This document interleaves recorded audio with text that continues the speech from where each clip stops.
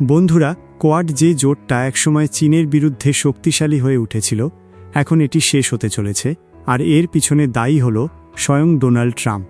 আর এটি কেন হলো এবং কিভাবে ভারত, অস্ট্রেলিয়া আর চীনের সম্পর্ক বদলে যাচ্ছে, আর কোয়াডের ভবিষ্যৎই বা এখন কি, চলুন আজকের ভিডিওতে তা জানা যাক।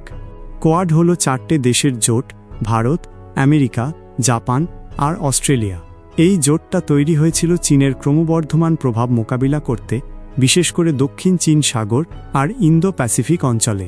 কোয়াডের লক্ষ্য ছিল এই 4টে দেশ মিলে সামরিক, অর্থনৈতিক আর কৌশলগতভাবে চীনের আগ্রাসন ঠেকানো।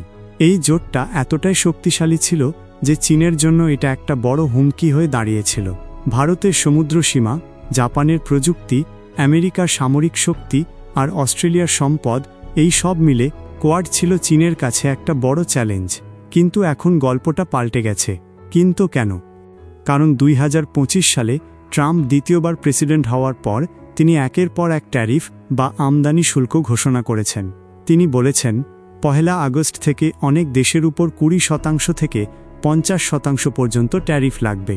এমনকি ভারত, অস্ট্রেলিয়ার মতো মিত্র দেশগুলোর উপরও তিনি 26% ট্যারিফের হুমকি দিয়েছেন। এই ট্যারিফের ফলে ভারত আর অস্ট্রেলিয়ার মতো দেশগুলোর অর্থনীতিতে চাপ পড়ছে। অস্ট্রেলিয়া, যারা আমেরিকার ঘনিষ্ঠ মিত্র ছিল, তারা এই ট্যারিফের কারণে হতাশ। কারণ আমেরিকা অস্ট্রেলিয়ার থেকে কম পণ্য কেনে আর বেশি পণ্য বিক্রি করে, তবুও ট্রাম্প ওদের উপরই ট্যারিফ বসিয়েছেন। এই নীতির ফলে অস্ট্রেলিয়া আর ভারতের মতো দেশগুলো চীনের দিকে ঝুঁকছে। ভারতের বাণিজ্য মন্ত্রী পীয়ূষ গোয়াল বলেছেন, ভারত আমেরিকার মধ্যে একটা বাণিজ্য চুক্তি হতে পারে যেখানে ট্যারিফ 20%-এর নিচে নামানো হতে পারে, কিন্তু এখনও কিছু চূড়ান্ত হয়নি। এদিকে অস্ট্রেলিয়াও চীনের সঙ্গে বাণিজ্য বাড়ানোর কথা ভাবছে। চীন অস্ট্রেলিয়ার কাছ থেকে কয়লা, কাঁচামাল কিনতে চায়, যা অস্ট্রেলিয়ার অর্থনীতির জন্য বড় সুযোগ। ভারত এখন চীনের সঙ্গে সম্পর্ক উন্নত করার দিকে এগোচ্ছে। সম্প্রতি ভারতের পররাষ্ট্রমন্ত্রী এস জয়শঙ্কর চীনের নেতাদের সঙ্গে বৈঠক করেছেন।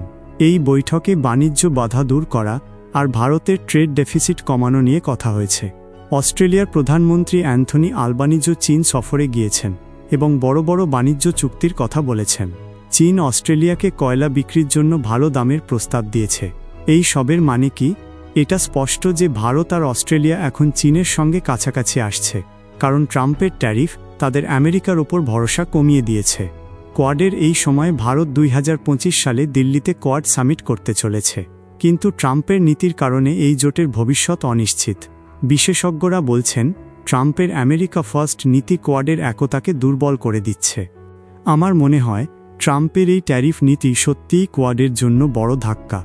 ভারত আর অস্ট্রেলিয়া চীনের সঙ্গে বাণিজ্য বাড়ালেও এটা তাদের জাতীয় স্বার্থের জন্য। ভারতের কথাই ধরুন, আমরা কখনো কাউকে স্থায়ী বন্ধু বা শত্রু মনে করি না, আমাদের জাতীয় স্বার্থই প্রধান। চীনের সঙ্গে বাণিজ্য বাড়ালেও আমাদের সতর্ক থাকতে হবে, কারণ চীন আমাদের জন্য এখনও একটা চ্যালেঞ্জ। তবে ট্রাম্পের এই ভুল নীতি চীনকে আরও শক্তিশালী করে তুলছে আর কোয়াডকে দুর্বল করছে। আমার মনে হয় কোয়াডকে বাঁচাতে হলে আমেরিকাকে তার মিত্রদের প্রতি আরও সহযোগিতার হাত বাড়াতে হবে। আপনারা কি মনে করেন কমেন্টে জানান। বন্ধুরা, এই ভিডিওটি থেকে আপনাদের জন্য থাকছে 2টি প্রশ্ন। যদি এই প্রশ্ন দুটির উত্তর আপনারা দিতে পারেন তো নিচে অবশ্যই কমেন্ট করুন।